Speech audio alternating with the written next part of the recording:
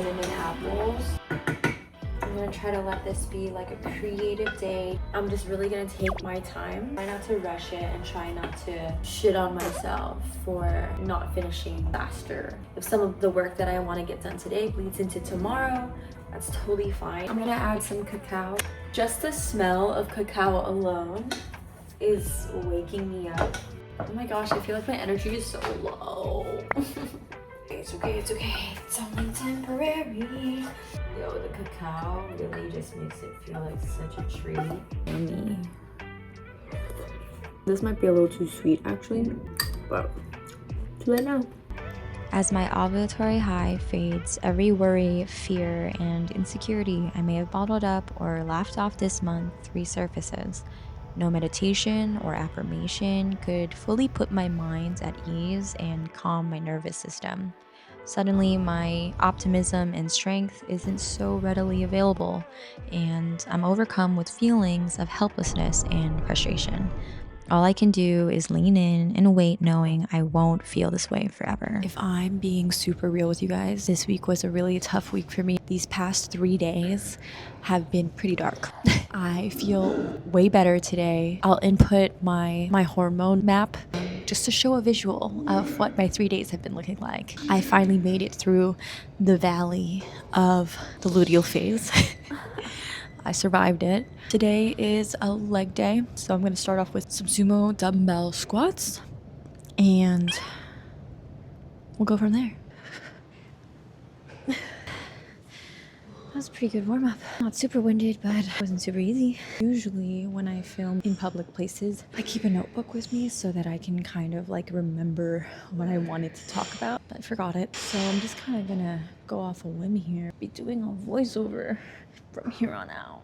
Usually when I start to feel my luteal phase come on, I am focusing my attention towards rest and gentle but steady movement. That means taking a nap midday. That way I have energy to kind of get through my day. I'm taking my magnesium at night to improve the quality of my sleep. And for sure, I am hitting my 10K steps. Sometimes I like to throw in like an easy bar or Pilates class. I really like to do those when I don't feel like getting a heavy lift in, because it kind of takes away the mental battle and stress of getting through a heavy lift, and that way I can just listen to the instructor, do what they say for like 30-40 minutes, and my workout is done. Now I feel like getting a good lift in. I have way more energy than I usually do. I do notice that I have a little bit more of an appetite than I'm used to, which is totally fine and normal. Those extra calories towards my weightlifting workouts. Sometimes the will to like go to the gym is not present. Doing these classes, focusing on just getting my steps in, is very gentle to not just my body but my mind. I want my workouts to have as little stress on my mind as possible. I'd rather feel good about my workout, feel good about moving my body, and take advantage of the rest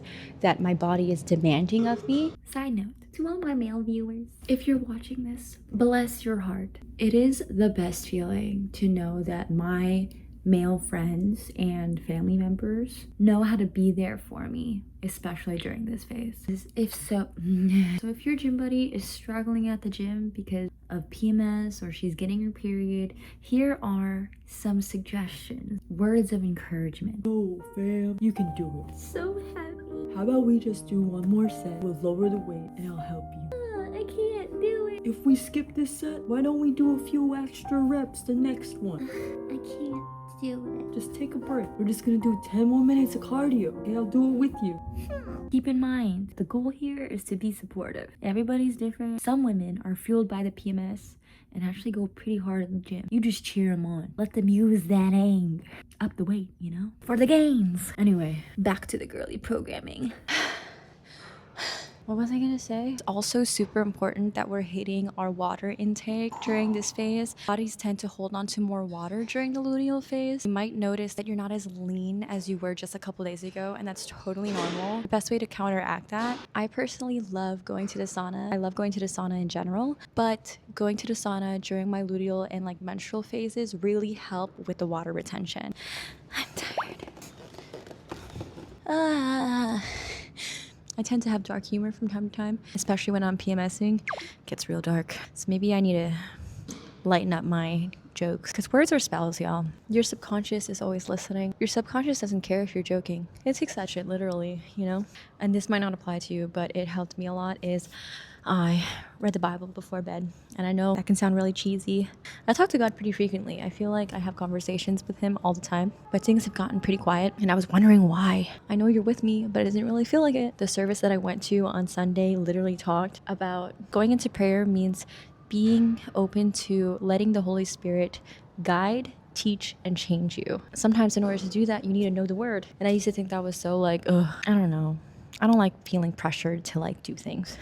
But it kind of dawned on me that maybe it's quiet. Maybe I can't hear him because I don't know his word well enough. I read the Bible last night and this phrase really stood out to me. I'm going to be facing some really important life decisions in the next couple months, and it's been really hard to feel secure and feel safe. When I read this, it kind of made me realize like he's with me every step of the way. I just need to invest in our relationship and really listen to what he has to say, not just when I'm praying, but in scripture. That might not apply to everybody. That's just what's relevant to me and my life right now. So I'm gonna finish this workout and then I have some editing. I'll show you guys how I pace myself when it comes to being productive and getting work done during my luteal phase. Thanks. So my priorities definitely look a bit different during this phase, and I like to take note of my energy leaning towards intuitive efficiency. So I'm focused on tasks that not only support my rest and self-care, but will boost my productivity long term. So yes, naps do end up being productive and become part of my work because they help me give the energy I need to get through my to-do list instead of pushing through my fatigue. The theme is sustainability, not so much output, and I'm able to do this because I set myself up the week before. So I front-loaded whatever needs more energy so that I can slow down without things falling apart. This helps protect my relationship with my work and ensure that my rest doesn't come with stress or guilt. I know I'm entering my luteal phase when I have a little bit more brain fog than I'm used to. I'm also like extra sensitive. When I'm in my luteal phase, sometimes I just can't take a joke. I also notice that I'm more impatient and easily irritated. This is usually the time where a lot of women experience PMS. The thing is, it's really important to be aware of these symptoms because the more you know about yourself and the more you know about how your body works, the more control you have over your life and how you carry yourself. You know, like when I'm entering my luteal phase, I know I'm probably not going to be going out as much as I usually do. I'm probably going to want to stay home more. I know my inner critic is going to be louder than normal. Give myself more grace. There are ways to use this energy and this state of mind and body to our advantage. All those bottled up emotions, insecurities, worries are going to come up and out.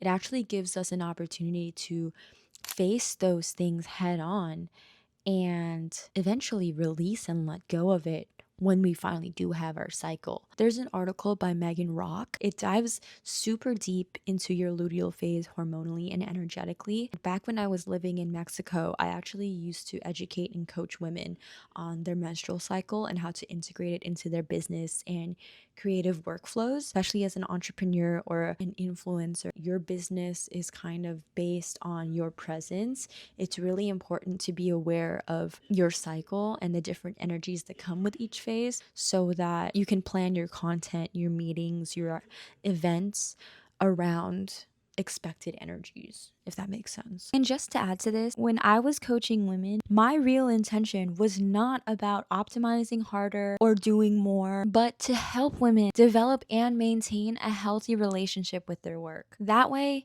they didn't burn out and they didn't fall out of love with the thing that they had worked so hard to build. Because I've been there and it's heartbreaking and everybody's different. If you're like me, you might actually get your energy back and start feeling like yourself again when you get your period. So everybody's system is gonna look different. It's really just a matter of getting to know your body. That way you can work in tandem. Instead of being an enemy to your body, the systems we built were made for sustainable growth and expression, to nurture their leadership abilities and eventually build a team. Because women don't have to do it all on our own. In fact, I think we work better when we lean on each other. So yeah.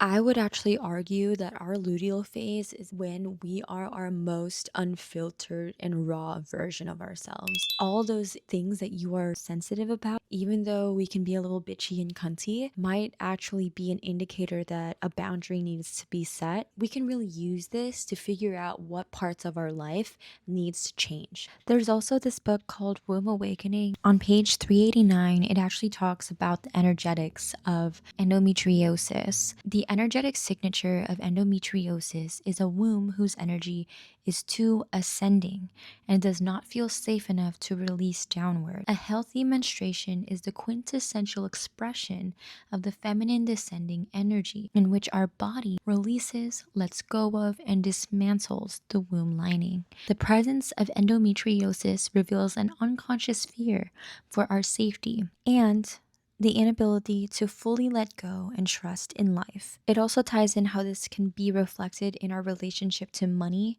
and other physical symptoms. And though this book is definitely more esoteric and whimsical, it has a lot of good nuggets of information and practices. And there's definitely sections that are just good food for thought.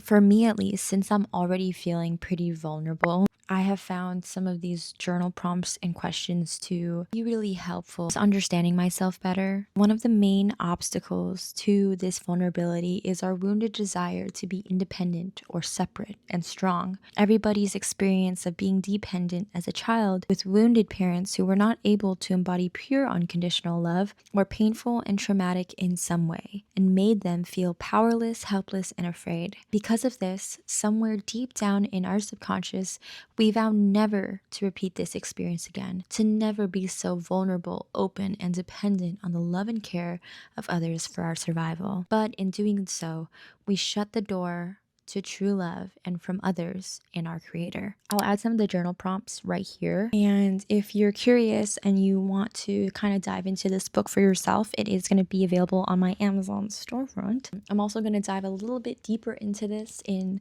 some upcoming videos I have planned about love and just relationships. But yeah, really cool book. Last thing I like to do is adding my PMS week and period onto a shared calendar with my roommates. I also have an app that lets me add friends so that we can keep track of each other's. This helps us move more like a community instead of our cycles being some sort of secret or problem. It adds a sweet matriarchal energy to my female friendships and invites the men in my life to show up in more supportive, steady ways. And boys, if you are still around at the end of this video, God bless you. A few quick notes for you to keep in mind in case your friend is PMSing or expecting their period. Maybe they're emotionally leaning on you. Most of the time, the best course of action is to just let the emotions exist. You don't have to solve or fix anything. I will say though, small decisions regarding like plans, meals, anything that has to do with logistics, that is the area where your problem solving skills is going to be the most appreciated. So just remember not to ask any open-ended questions like, what do you want to eat? You know, don't take things personally. Small and steady support will really go a long way.